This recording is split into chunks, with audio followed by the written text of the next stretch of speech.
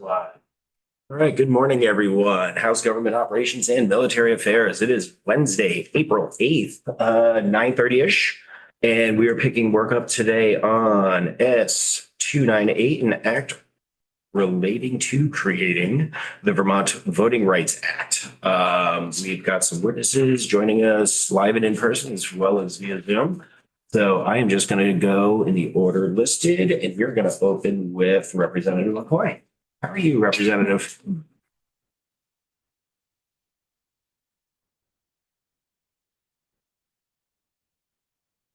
Hi, Anybody? for the record, Patty McCoy, Representative Patty McCoy, representing Rutland One, which is Putney Ira, and I share wells with Representative Pritchard. And I was asked to testify today on S 298. Spoke a little bit with Senator Collmore on the bill coming over here. Just had a few concerns, I guess, on the bill. Beginning with the last section on the campaign activity, using campaign funds to provide security for the candidate. Not quite sure how much that would encompass. Can I go buy a gun? Can I buy a knife? Can I do, that's like using other people's money. It's, people are, donating to your campaign. I'm pretty sure they think that you're going to be buying lawn signs and advertising in the paper and, mailing. So that I have a difficult time with that one. And the other one is the intimidation of voters. As a former town clerk, that's why I assume I'm here sitting in this chair. That's a subjective thing, I guess, for a lot of people. You might consider me being, intimidating to you if I lean forward and I use a louder voice. And the other issue you have in this section is it's also going to create a private cause of action, which I am totally against that. You would have everyone suing every town clerk in the state because you looked at them the wrong way, or you didn't treat them, the way they thought you should be treated. And once again, like, I'm female, so I don't have a loud voice, but if there is a male town clerk who may be a bit more like Representative Morgan's voice projects, and people might consider him being, intimidating when he's standing on one side of the counter, you're on the other, and like, whoa, so that, I have an issue with that. My understanding from Senator Collmore is this is already federal law. So I'm not quite sure why we would have to codify a federal law and state law, because I think we have to follow federal law. If it's a federal law, we're following it. So once again, we're adding more to our green books when it's not necessary. Pretty much that's what I have. Representative Hanger. Thank you. We also heard in previous testimony about intimidation of voters with the loud voice and that type of subjective conversation. But thank you for bringing up the first point, the using the campaign funds for security and what would that encompass? Because I wasn't really thinking about something like purchasing a firearm. I was thinking more of like personal protection, hiring somebody to come with you if you felt intimidated. So thank you for that. Yeah, I think I want to echo Representative Hanger on that. I was thinking, like security cameras for a home, things of that nature, but I had not actually thought about like a personal firearm or something of that nature. So It's for your own personal security. totally valid. I own a gun. I don't know how to shoot a gun, but there are many women who do and own. So My head went to. We had some conversations about the little bit of potential overlap with H 541, the bill that we passed out of the House that's over in the Senate right now, which is the act relating to interference with voters and election officials, and passed earlier this session. do you think that that language or some of that language is cleaner, more concise than this? We're gonna try to Passed that last year. No, I think it was a couple of, no, it was like a month or two.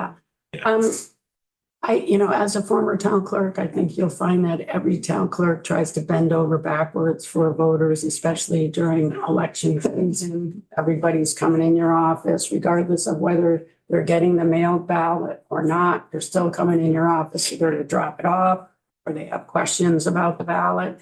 So I think for the most part, you're going to find town clerks are extremely helpful in that.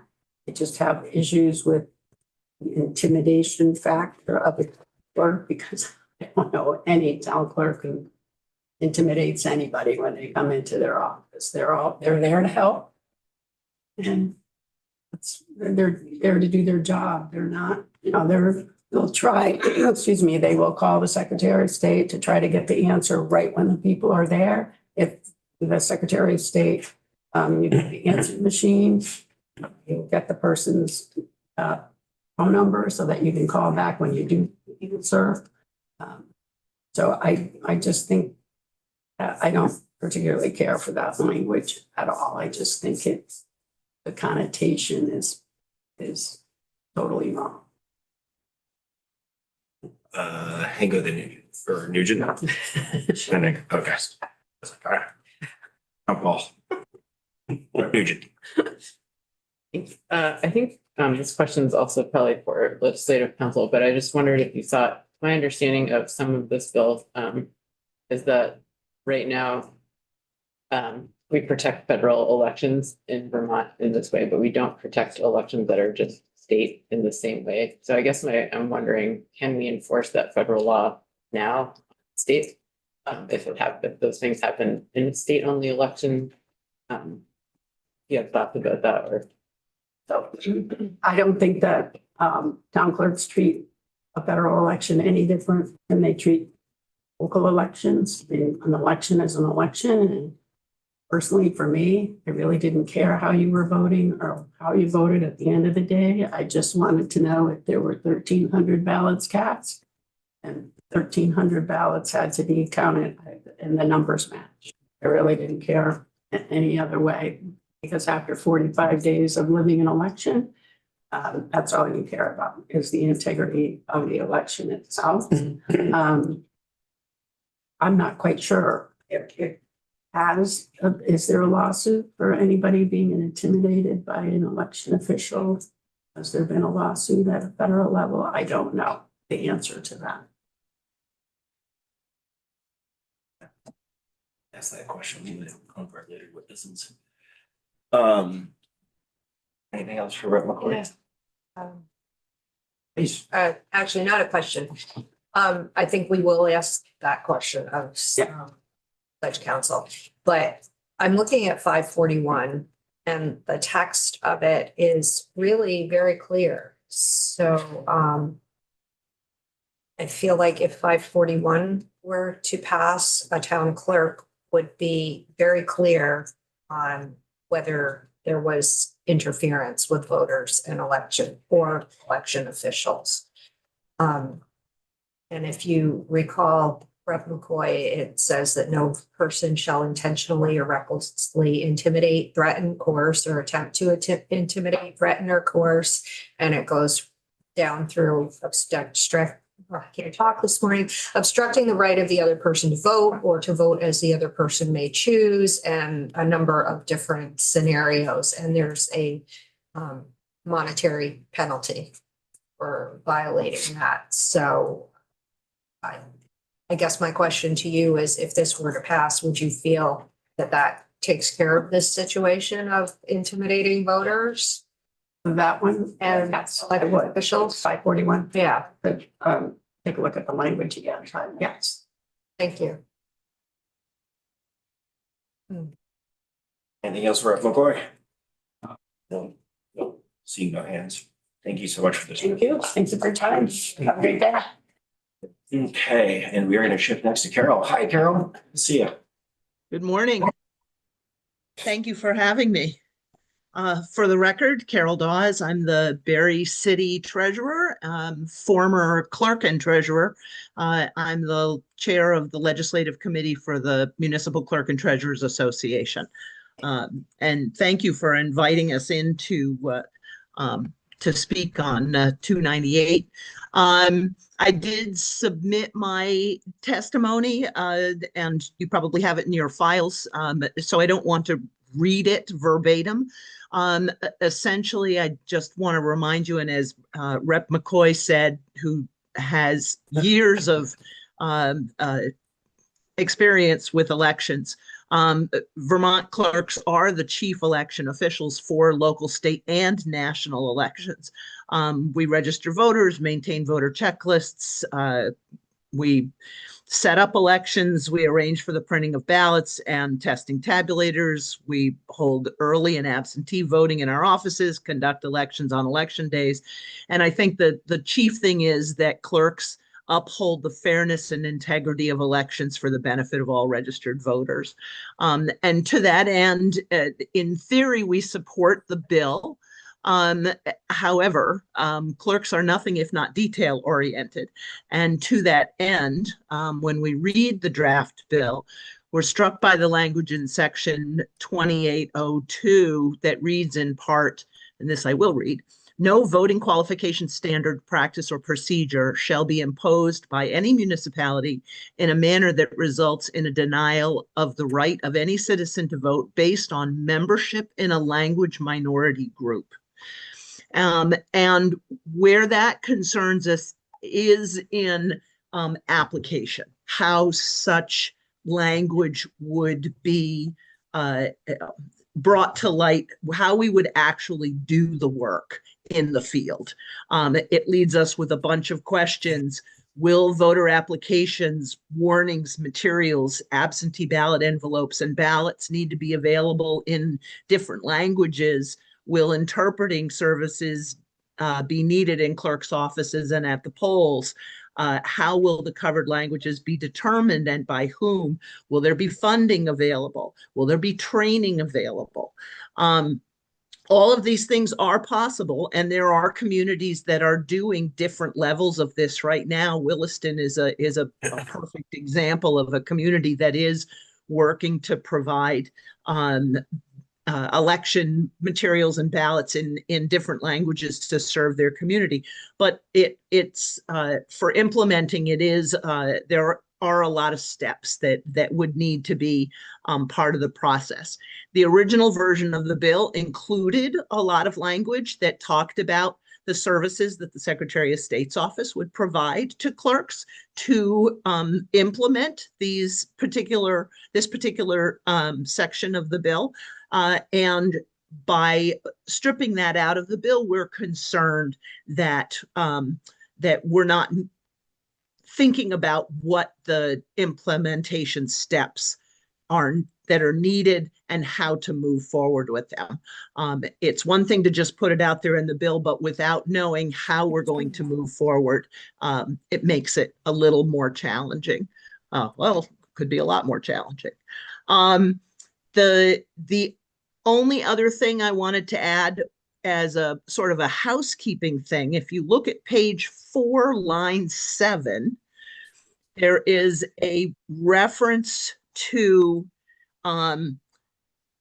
as far as the violations, there is a reference to a person who violates subdivision A, 3, or 4. I could not find 4 anywhere in the bill. And so I'm thinking that perhaps in the process of the various and sundry revisions, that may be something that got missed. And either there should be a 4 that's missing or the 4 should be gone. Or I just missed it altogether. So I did want to just bring that to your attention. So Thank you for that.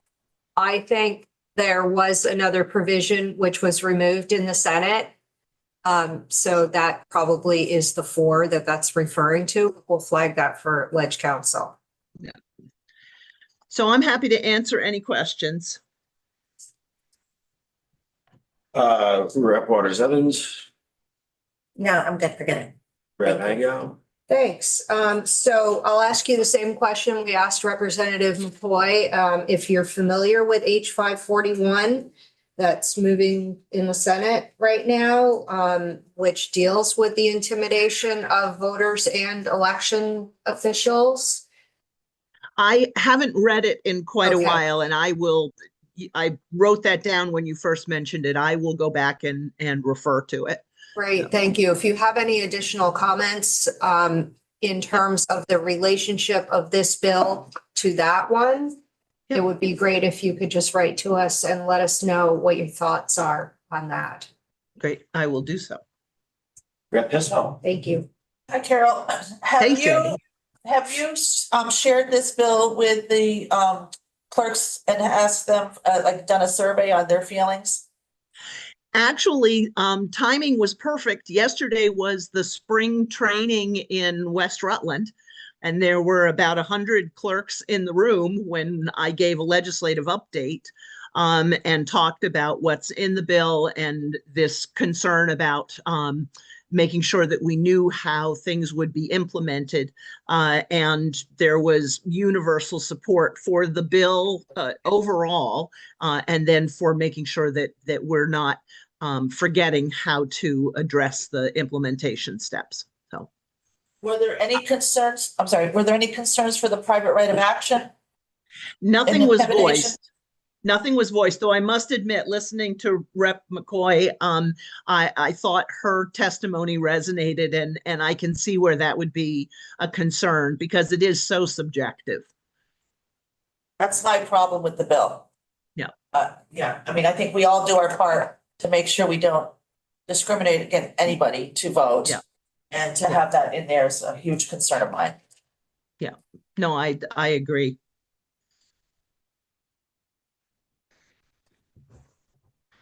Anything else for Carol? Nope. Thank you so much for the time as always, Carol. It's appreciated. Thank you. I'm going to stay on and just listen, but. Oh, please. Yeah. Thank you. No. Stick around. If anything else pops up that's relevant for you, you will swing back over. Perfect, thank you. Hey, Leslie. If you two would like to come up together, feel free. There's a chair at the end of the table you can swing over.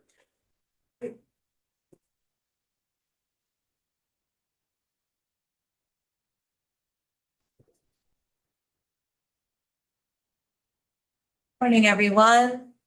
I'm Leslie Welts. I'm an Assistant Attorney General. I'm here today because I'm the chair of the Attorney General's Office internal committee that looks at issues in elections. As you well know, because I've been here before.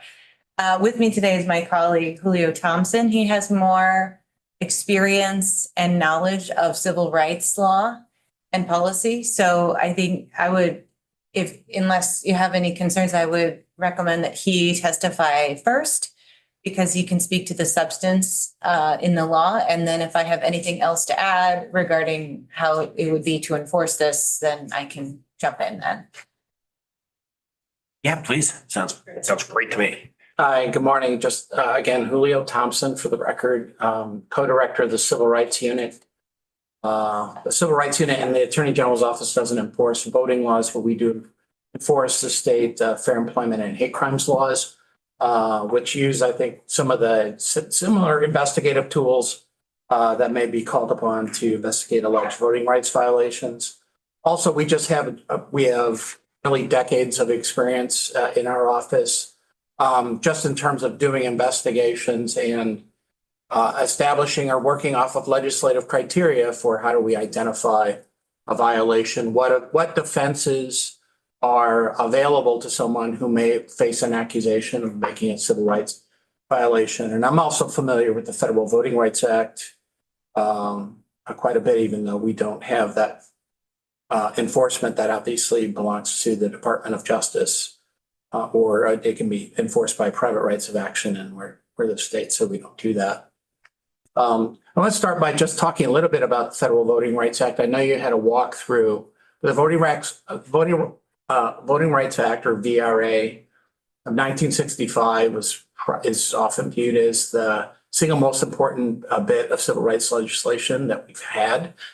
It is the state or federal level, bringing registration rates, say for Black minority voters in the postbellum South from roughly 1.5%, nearly 60% in parts of different states.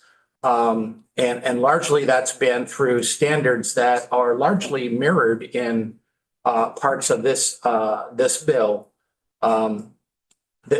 The sections I'm going to talk about first have to do just with the general standards preventing dilution or impairment of voting rights. And my first comment is that the language here largely mirrors what's already in the Federal Voting Rights Act. And just a point of clarification, the Federal Voting Rights Act does not apply only to federal elections. It applies to all elections to ensure, because the 15th Amendment of the U.S. Constitution guarantees everyone the franchise. And so the Federal Voting Rights Act prohibits states, local governments, also the federal government, from discriminating on the basis of race or as amended in 1975, the Voting Rights Act also extends to individuals with limited English proficiency. So it applies to all elections. It applies currently in Vermont. All of those standards exist currently. I think the impetus, I haven't had a chance to speak with the sponsors of the bill, but I think the impetus of this bill is that certainly in the last 25 years, and I think it's been more accelerated recently, there's been erosion of the ability to enforce the Federal Voting Rights Act, starting perhaps back in 2013. The U.S. Supreme Court issued a famous decision in Shelby County, Alabama versus Holder that limited, that essentially ended the voting rights ability to require certain states with a long history of discrimination. We're talking about things like poll taxes, literacy tests, and the like. That if they changed their voting laws, they would have to pre-clear it with the U.S. Department of Justice or go to a court before they actually implemented it. The idea being, let's run it through a set of neutralize before you actually impact voting. And in more recent years, the U.S. Supreme Court, through a series of decisions, has kind of increasingly made it more difficult to prove cases of voting rights violations, and has even questioned to some extent whether the Voting Rights Act, which originally was passed with a 5-year lifespan and was subsequently extended by Congress, whether the Voting Rights Act has outlived its usefulness at the federal level. The perspective the Supreme Court is applying there is that, generally speaking, states and localities run state and local elections. And so it was viewed at the time, and still, I think, by the Supreme Court as an extraordinary thing for the federal government to be looking at how local elections are run. And so the court has said, we need increasingly compelling grounds to be able to do that.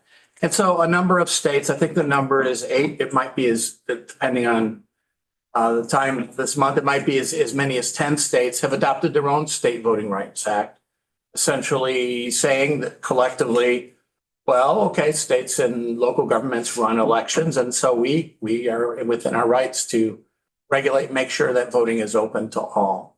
And so that's what I think this bill is trying to do. There are a number of states, including New York, our neighbor here, which has had a state voting rights act since 2022 and has been enforcing it for the last few years. So basically, there are different sections of the Voting Rights Act. Section 2 is the one that says no impairment, no dilution. And it states those terms, and they sound equitable and fair. You don't want to dilute people's votes. You don't want to impair people's votes. But the critical question for us, I think, in our enforcement perspective, and I think also your perspective as to what you want to accomplish, the question is, what counts? What do you consider to be improper dilution or improper impairment? And right now, the bill as it passed out of the Senate doesn't set forth any standards for us to use or for courts to use. When a court is looking at a statute and they don't have specific guidance in the text or findings or the legislative history about what the legislature wants to accomplish, when they're interpreting the language, what counts as impairment, the default mode that the courts will use is they will look at, well, who else has used this language and how have they interpreted it? And so the default mode in this case may be that Vermont Superior Courts and the Vermont Supreme Court may look to Federal Voting Rights Act case law dating from 1965 until we're waiting for a decision right now from the Supreme Court any day on the latest Voting Rights Act. But my sense is from the, how this bill has been offered, this was offered in lieu of relying on the existing case law. In other words, it appears that it expresses some level of dissatisfaction with at least some of the federal case law about how do you prove a case of impairment? How do you prove a case of dilution? And for a municipality or a jurisdiction, how would they mount a defense and say, well, actually, this is the best we can do under the circumstances? And I think there's room for disagreement about the best way to prove it and the best, what defenses would be available in the permissible range of remedies. And they've been offered by the courts, but it's not on the face of the law. We, from an enforcement perspective, wouldn't know which one of those cases you thought was good and which path you didn't want us to follow. And so I think that creates a challenge, not only from us from an enforcement standpoint, but the flip side of the coin is what are the expectations and how can towns or counties make plans with, what rules are they running afoul of? How do they know if they do something? It could be something as simple as removing a polling place, which might have the effect of increasing the driving time for people. That might be, and it might be seasonal. It might be, it's a town meeting day, which sometimes has inclement weather. And so there may be people from one community. It's harder for them to get out to the polls. Is that unlawful impairment because it's more difficult? And how would you prove that? Would you look at percentage of votes? Would you do polling in the community? What evidence would you look at? And the bill right now doesn't offer any guidance for us to investigate or seek enforcement and doesn't give the court any content to look at. So we think that, our goal in enforcing the law and the courts in applying and upholding the law is to divine the intent of the legislature. And so for right now, we have a bit of a blank slate from the bill. We don't know what the criteria are. In the Senate, I didn't follow the bill that closely on the Senate side, but I did note the other day that after version 1 was introduced in the Senate GovOps committee, they had circulated within the committee, and I think the original bill was 25 pages, and it had things like pre-clearance in it, which is no longer in the bill, and I think that's appropriate. But it went from a 25-page bill with no standards about how to investigate and adjudicate these to a 43-page bill, which had lots of detail about what kind of evidence you could look at, what kind of evidence you could not look at, and what sort of remedies you could seek. I'm not sure what happened in version 1.1, and our office isn't endorsing 1.1. But just looking at the catalog, the list of standards that were articulated, at least in that draft, I noticed differed from the standards that exist in the New York law. New York law, that's, again, it's been in effect since 2022, for example, and it's enforced by their attorney general. Their office also allows a private right of action. This bill does not for impairment or dilution. But the statute specifies 11 different evidentiary factors that the attorney general's office can look at. Another 4 or 5 they cannot look at. Identifies 4 specific examples of improper voting practices or standards that would be unlawful dilution or impairment. And it identifies a total of 16 different remedies that at a minimum are sort of on the table for consideration by the attorney general's office or by a court. Those are different than, to some extent, than what's in version 1.1. All of that just means to say that there are different and, good faith differences of opinion about what the standard should be. And in light of that, and in light of what we think is the implied disfavor for just living with federal law, because it doesn't say, look, we'll just apply the federal law locally. That leaves us a little bit in the dark as to what the legislative body wants. And so we try, whatever we try to do in the Attorney General's office, we try to do justice every day. We certainly don't want to do harm. And if we do an investigation or proceed to litigation, there's obviously costs. And it's generally not a recommended practice to leave it all up to a judge. It's a far less democratic process. And you may end up with something that doesn't quite resemble the federal law, doesn't quite resemble what other states have done, but might be a third road that no one has imagined. And so that's a bit of mischief that we try to avoid when we're looking at legislation in the drafting stage. And we think there's an opportunity here to fill in those blanks, whether you can do that within the time allotted in the session, because I think there are a lot of different voices that would want to be heard. That's a call we can't make, but we do think that because there are competing views about, what would count, what could be counted, or how you would go around proving a violation, how you could defend yourself against a violation claim, that you would want to have a lot of voices in the legislature to hear that, and some time spent on that. I think it's otherwise you're sort of letting it out the door. I would imagine this is an election year that the effective date would remain beyond this election cycle, but it does sort of set up this environment for uncertainty for municipalities, not knowing when they can clear things. And I think de facto, they may seek advice from us beforehand, even though the statute doesn't authorize us to perform that function. It was chopped out of the bill. And so I think that, it's certainly laudable to be able to take control of your elections and Vermontize them, but I think a lot of the detail hasn't been provided. I want to talk a little bit about language proficiency and where that fits in, because I think that was raised by the town clerk. So I'm going to start a little bit with the Voting Rights Act and the Federal Voting Rights Act and how it treats the issue of providing access, equitable or fair and lawful access to people who have limited English proficiency. So that didn't exist in the 1965 law. That came by way of a 1975 amendment. It created a new section called Section 203. I mention that only because other witnesses might refer to Section 203. And basically, the duty to provide alternative forms of access, and that can be translated materials, that could be, access to interpreters, which might be something as simple as using Google Translate. It might be an online translation service that a lot of municipalities who know their constituents already have. The state of Vermont certainly does. And I know other towns do too, not just Winooski. But under the federal law, those duties arise only when one of two conditions are present. One is that that for whatever the jurisdiction is that's going to vote, that you have at least 5% of those households have limited English proficiency, or you have at least 10,000 people in the jurisdiction known to have limited English proficiency.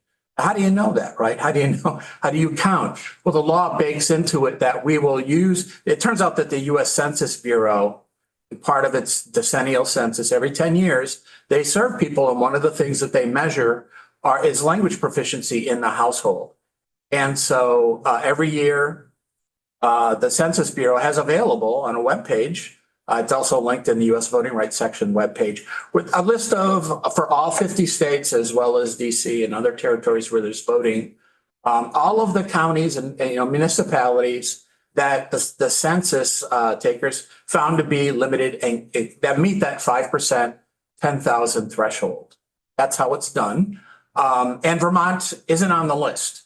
So according to the US Census Bureau, we have no municipality, at least as they measured it in 2021, we're in 2026. Sometimes they do intermediate measures before the next 10 years are up. But right now under federal law, there is no such cutoff under federal law, no duty under federal law. Now, other states like New York and I think Connecticut are examples I'm most familiar with because they're states and they can regulate they do with their resources for their state and local elections. They changed that from not 5% limited English proficiency, but 2%.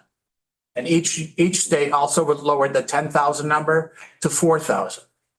And so if you go to the New York State Attorney General's office and you look at their information materials relating to voting rights, they also use the census data, and they have a list that's on the webpage. So all the jurisdictions in New York that hold elections or that appoint or have elected offices know whether they're on the list, and then they know what their duties are. Currently, S 298 has no threshold at all. And so that's a question that we had at the outset, is that, could there be a violation where there's a jurisdiction where it's one voter or two voters? That wouldn't implicate federal law. It wouldn't implicate other state laws. And so that's a policy choice I think the legislature, can make as to whether there is a, kind of minimum population density. And then you can also specify the forms of accommodation that, that you make for those communities and those voters, provided that they don't otherwise discriminate or disfavor those voters and make voting more difficult for them. It's really about means to help them, to be able to cast an informed vote. And so, this bill sort of serves that up. But right now, the default, as I read it, is that there's not a jurisdictional minimum, and that's different, I think, than other states, and it's certainly different than federal law. What's also different about the federal law is that under the Federal Voting Rights Act, Congress, when it was deciding, well, what languages do we need to accommodate? And the way that Congress did it, which was kind of in keeping with the overall purpose of the Voting Rights Act, is like it was all based upon what is the United States history with voting discrimination. And so through months, weeks of testimony, they identified which groups, and they had academics bring in empirical data, and they identified different language groups that historically had faced discrimination. And that's for 1975. And that's a relatively narrow group. So under the federal law, it would include Spanish, a wide range of Asian languages, Native American languages, and languages associated with Alaskan Island, Northwest Pacific people. Not Arabic, not Haitian Creole, not any of the, several dozen African languages, and, Vermont and some parts of the state. Burlington High School, I think there are 32 languages spoken in that school, many of which are not covered by the Voting Rights Act. And so states have the ability to, limit or add additional languages, or just place no limits. New York and Connecticut have placed no limits. So for those states, if you meet whatever their minimum threshold is, for whatever the language group is, so it could be 4% Creole in a community that votes, then you have to have the accommodating materials and accessibility for Creole speakers, as well as English and the other ones that are required by federal law. So that's kind of, again, open in the bill. Right now, it would be any language for a community of any size. And, the question is that what you want to do, or is there something else you want to do? I think there are a lot of voices that would want to be heard on that, from town clerks. We've heard from a few localities, but Vermont, as you know, there's big and small.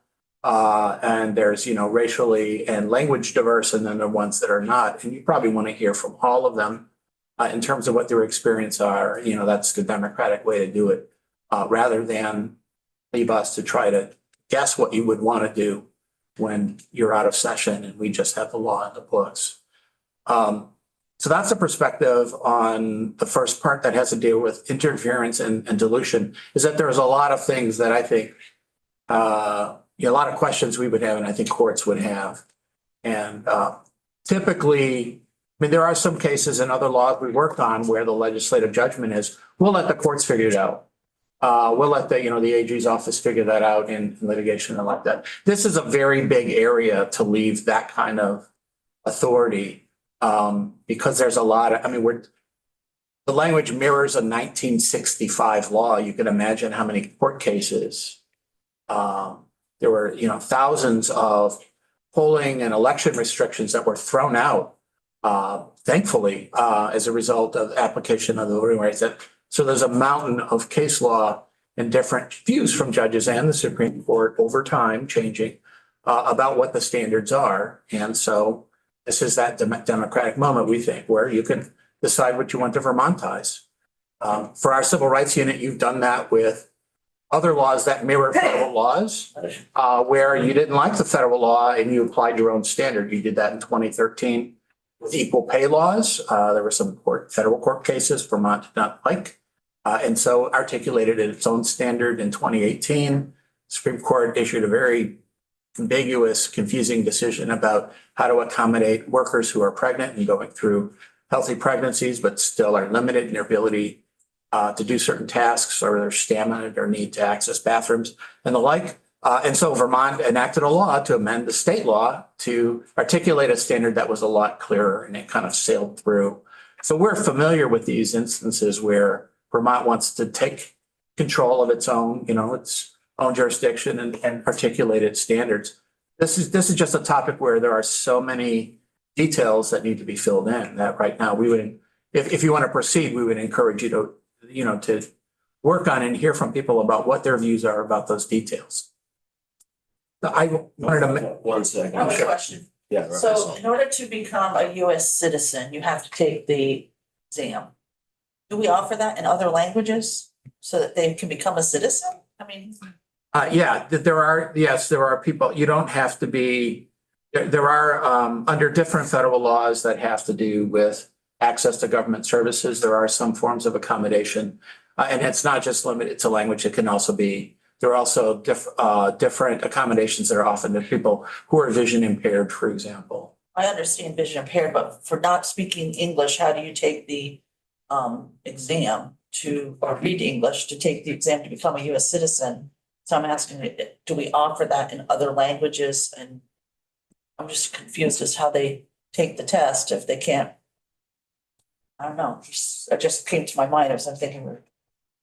I would just jump in and say, I don't know the answer to that, Representative, but I mean, there could be people who were born here, who are citizens, who are growing up in households where they're not speaking English. So that would be who I would think we're often encountering in this scenario. But that's a good question and I don't know the answer to it. Yeah, most households, I do know from a different dimension of the work that I do, it's more court-related work, that most of the non-English speaking houses in the US, at least as we know from the Census Bureau, are what are called mixed status households, and often extended family members who may be someone who is either going through the citizenship process or is not yet a citizen, but the children and grandchildren are US born and speak a language other than English as their predominant language. I think Winooski, if you haven't heard from them, I think a good quarter to a third of student households fall in that category where you have US born kids. In our view, and I think Supreme Court's view soon, is they're indubitably US citizens, but who are not, again, native English speakers. And so in terms of like how the federal government administers that test, that's really the US Customs and Immigration Service. It's a federal agency inside of DHS, and we're a state agency, so I can't tell you the particulars of that. I did want to. Yeah, one more here. It's just to answer Rep. Pincinel that there are accommodations for interpreters for folks who do not speak English when taking the citizenship test. And there are also some medical and age-related accommodations that folks do not have to speak English if they're over a certain age or have medical conditions. So there's a whole bunch of exemptions. One point I wanted to touch on, because I think it was raised in prior testimony, and because it falls within our enforcement authority, I think Leslie's going to talk a little bit more about enforcement-related provisions. And that was the phrase that's used in here about intimidation, coercion, and threatening. Picking up the thread I left earlier about when courts will interpret words in a statute, they will look at how courts have interpreted other statutes that use the same words. the phrase intimidate, threaten, coerce, or in any order, has been in federal civil rights statutes since the late 1950s. You think about cases in the civil rights act where you're talking about people who were trying to integrate hotels, restaurants, who were trying to integrate schools. Congress at the time passed a series of laws, some called conspiracy against rights, against constitutional rights, or interference with federal rights.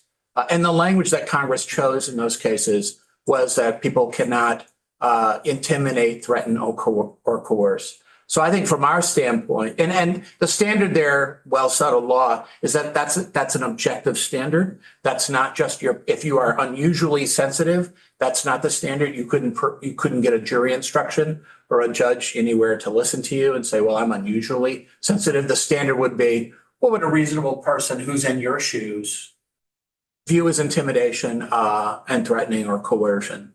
And we have lots of cases, maybe in the thousands now, that are interpreting threaten, intimidate, coerce in different factual contexts. And so for us, our office, I think from an enforcement standpoint, that's not an area, that's not opening up a new area of law. That's kind of a comfortable place for us. And we have other statutes in Vermont law right now that include intimidate or coerce in the same sentence with threaten. And so we have Vermont case law as well as, from federal civil rights law. So at least from our perspective, that's not opening up litigation or enforcement or conflict in general based on, kind of idiosyncratic sensitivities.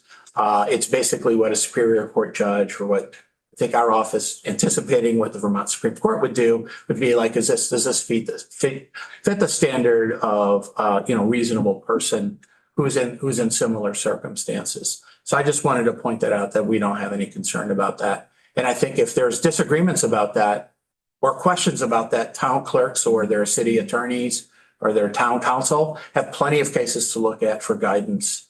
The U.S. Justice Department in their U.S. Attorney Manual, which is a very extensive online kind of encyclopedia of federal law. They have very extensive discussions of what those standards mean. Similarly, the Congressional Research Service puts out wonderful kind of expositions on federal law, and they have similar publications talking about that intimidate, threaten, and coerce standard. So for us, that's language that's comfortable. And my guess is that it was put in precisely for the reason that it kind of mirrors an existing standard. So that's all I had to say on that point. And I think unless there are questions about at least my portion, I think that would be it. So Any questions for this stage of the game? Anything up? I didn't have a question, but thank you. That was really informative. Oh, okay, thank you. Appreciate it. Okay, so To you. Yes. Leslie Wells, I'll just restate my name at this point. Sure. Leslie Wells, Assistant Attorney. And thank you, Julio. You could see why I brought him. Because he has so much rich context and history that I think really helps you in making these decisions. I'm here for more kind of the nuts and bolts of how this would look. You're all, I think, already a little familiar with how we go about enforcing the campaign finance laws, because I've testified about that before. But the quick recap of that is that in Title 17, Chapter 61, we have investigatory authority and then the ability to bring a lawsuit if there are violations of campaign finance laws. We now also have that same authority in the chapter of law that is called Offenses Against the Purity of Elections, thanks to S23 that has now been enacted. I think it's Act 75 now, but I'm not 100% on that. So that we have that for portions of this bill.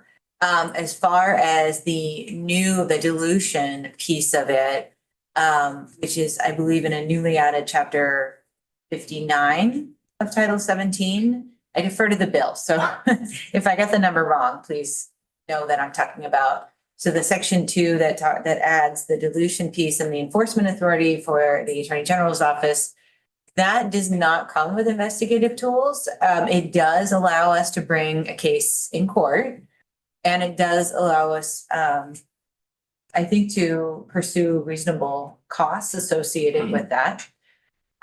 which is great because that is a further deterrent beside being sued, but also being on the hook for your opponent's fees or costs is, it hurts. It really hurts. So, the only thing that I am a little concerned about, we are concerned about as an office, is that we have to just jump right into court. We don't have investigative tools, and it's really helpful to have the pre-litigation option. It tends to be faster for resolution. It tends to be less expensive for everybody involved. So it's a really great tool, and it would enable us to make more informed decisions about what cases we take to court, because we would have more evidence to look at before we choose to do so. So that would be one item for your consideration is, the language that we have in Title 17, Chapter 35, Chapter 61. It would be great to have that applicable here with the dilution piece of this law. So that would be Chapter 59. And I'm happy to send that over to Ledge Counsel if that's helpful. But that would be one thing that I would recommend, just to have that pre-litigation option to save time and money. The other piece that it would help with is, I'm just referring to my notes so I don't forget anything. The other piece about it that I think from a policy perspective is that it could be that a municipality has done something that does in effect dilute a population's ability to vote, but they didn't have a reasonable alternative to doing that. It could be that there were worse choices there. So when you have a litany of bad choices, you try to choose the least bad choice. So we wouldn't want the municipality to not have the chance to explain its rationale in going about this, and why they landed on this particular practice. So that would also give us the chance to kind of have that conversation with them. I mean, we certainly could have it before filing suit in court, but it would be nice to have this investigatory context where we're in this safe zone. The piece about the investigative tools that are in Chapter 35 and Chapter 61 that are particularly helpful, I think, for a municipality in this context or a subject in any other, is that language provides confidentiality to the responses provided by the subject. So under the Public Records Act, unless there's something that falls within an exemption in that act, we have to hand it over if somebody were to ask our office, give us your investigative files on this matter.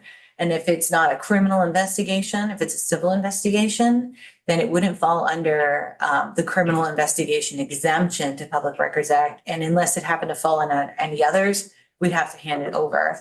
Having it specifically expressly slated as confidential gives it an exception.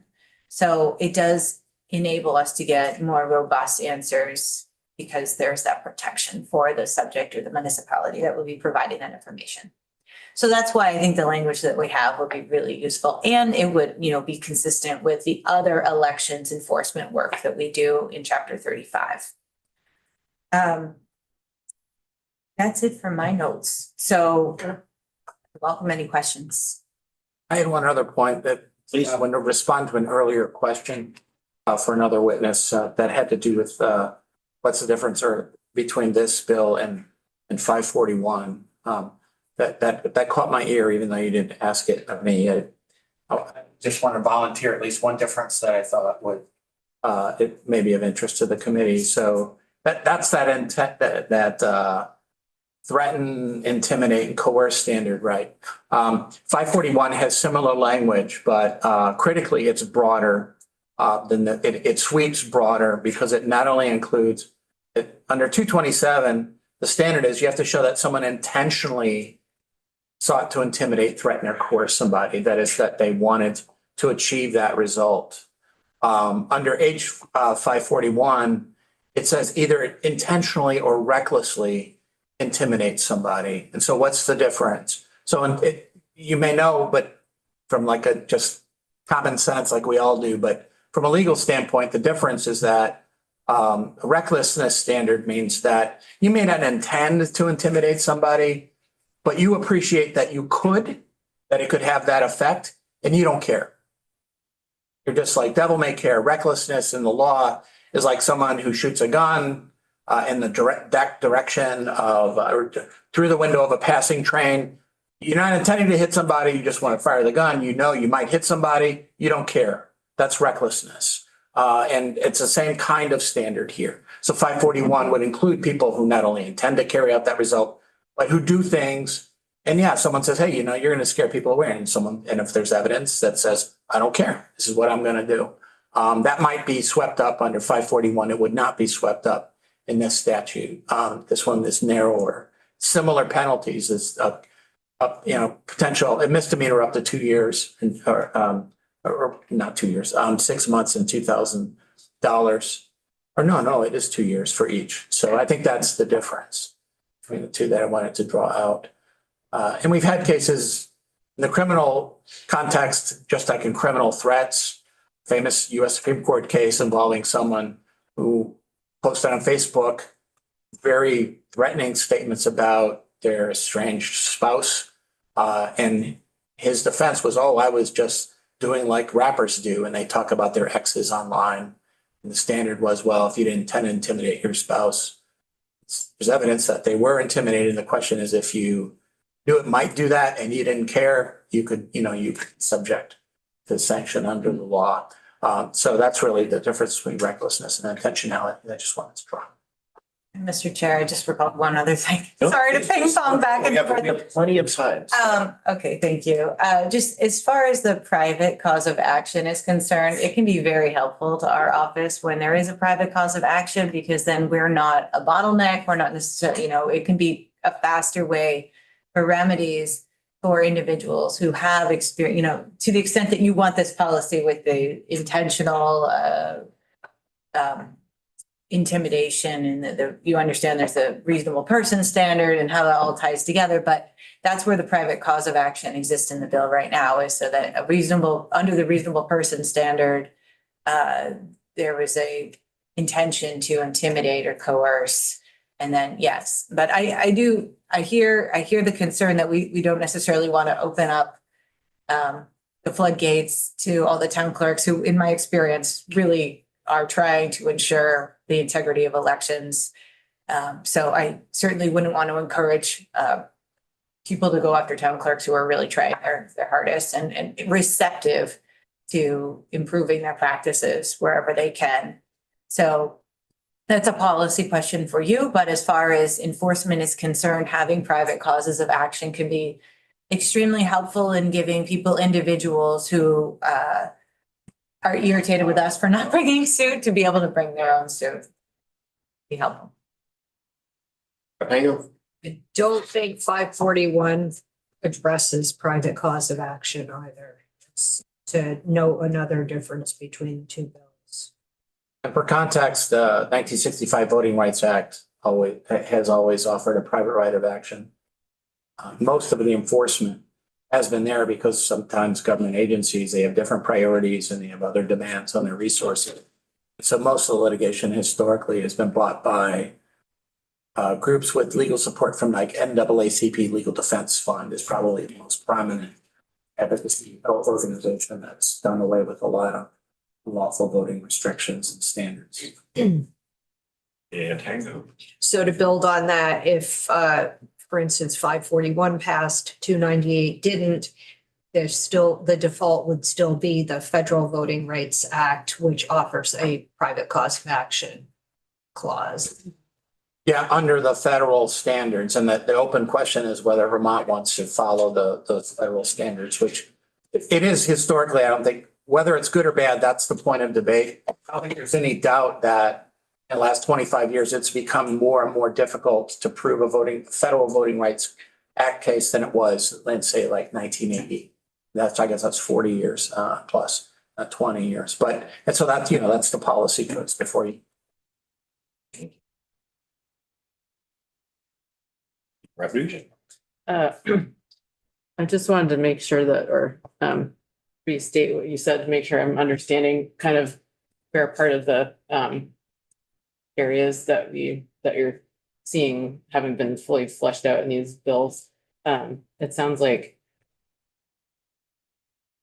the Senate bill refers to federal standards, but it or it doesn't. And that's part of the issue, because there's no Vermont standard that it would be based on case law. So to not refer to the Vermont standard kind of leaves it in a limbo. That Yeah, I think that's right. And I think that absent some other language saying we do not, this bill, the purpose of this bill is to provide, let's say, broader remedies or relief than the Federal Voting Rights Act as interpreted by the courts. So the courts would know, okay, we won't just apply this 1990 or this 1985 US Supreme Court decision, but then the court will still have to figure, okay, well, how broad is broad?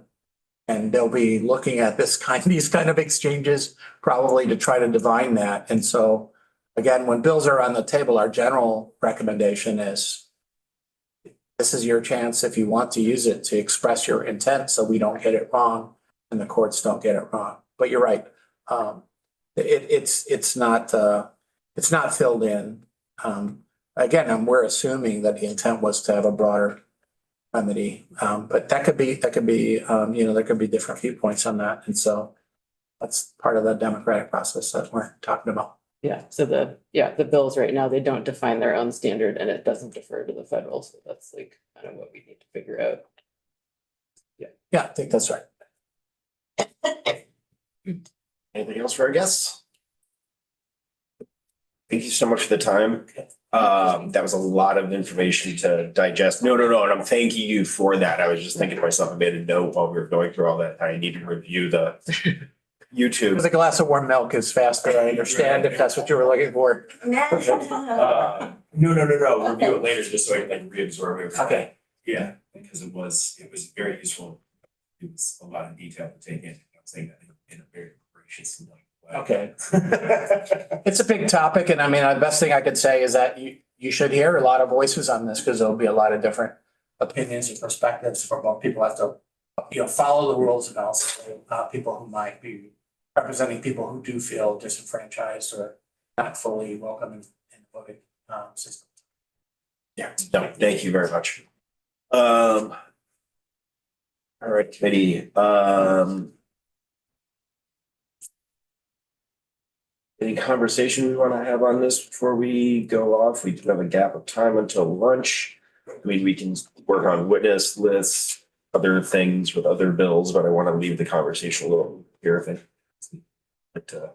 around the table. I apologize. It seems to me like what we got from the Senate might be a little bit disorganized or something, and I think that the bones are here to do something important and necessary. And so I think it's a matter of just kind of hearing, as they said, from lots of different people to make sure that we've got lots of different perspectives about this. I'd like to hear from people who have, maybe a community that does have multiple languages that are common. Burlington or Rensselaer or something, then, a smaller town that might not have ever encountered that, or might have, a population of folks who speak a language other than English as their first language, and see if we can just get some different perspectives from, election officials or town clerks and stuff. But just listening to everyone talk so far, I think what strikes me is that there's nothing new here, really. It's not like we're introducing something that's never been a law before. I think it's just making sure that should something, in my perspective, happen on a federal level, that we have these protections that we already do have on a federal level. If that it goes away, then we still have them here in the state of Vermont. I think that's really important. Yeah, no, and I mean, historically, this General Assembly has done that with other topics as well. We just did it with the immunizations schedules. Can we get a list of who they had testimony from? Oh, we have that list. Yeah, We've we do. been working from it. Yeah. And happy to expand on it as well.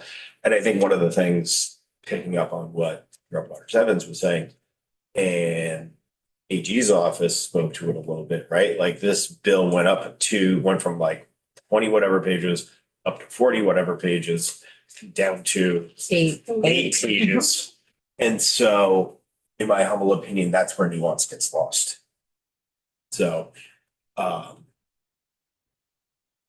taken a look at that stuff. Like I want to talk to council when he has time to review his testimony also, see what he picked up on. But yes, I think we're all agreeable that this is worthy of continued work, but we gotta hone it in. Rep. Nugent. Yeah, I think what I took away from that is just that, there's a lot of good feelings in this bill, but, and the Federal Voting Rights Act has a lot of specificity in it and in terms of how it gets applied. And even in terms of the standard of the percentage of people who speak a certain language in a community. And that's how you determine when you invest resources in making sure that those languages are translated, which I think we kind of could do a better job of in general, is making sure that we're specific about how we use our resources and that there's a standard that we can apply. So I appreciate having that spelled out more clearly. And also the other thing that kind of stands out is that it's a good thing, but the part of the reason, and I know that there's lots of thoughts about this, but that the Voting Rights Act is harder to prove that there's been violations against it because there has been a lot of improvement since that time. And so I think it's important to keep that in mind too, that what we're remedying is actually specific and targeted.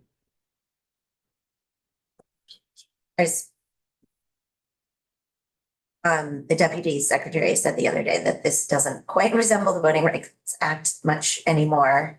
As it started in that she, would even prefer that we rename Yeah, it the the renaming. Voter Protection Act, which I think might help us frame a little better what we're trying to accomplish and what we want to do here, because it's not exactly the same. But it feels like we have an opportunity to craft something that is, at least look back on what they did and figure out what's important to us and then create a solid bill that's accomplishing, some goals that we set out together.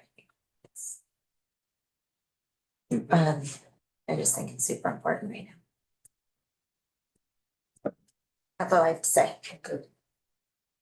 Anything else from the table? Seeing no hands, seeing no raised eyebrows. Okay. So constituent services, tracking bills, we've got stuff popping up in the Senate. I know I gotta go there tomorrow for the treasurer's bill. And then honing in witness lists and that type of conversation we can have lightly on this and the childhood licensure bill.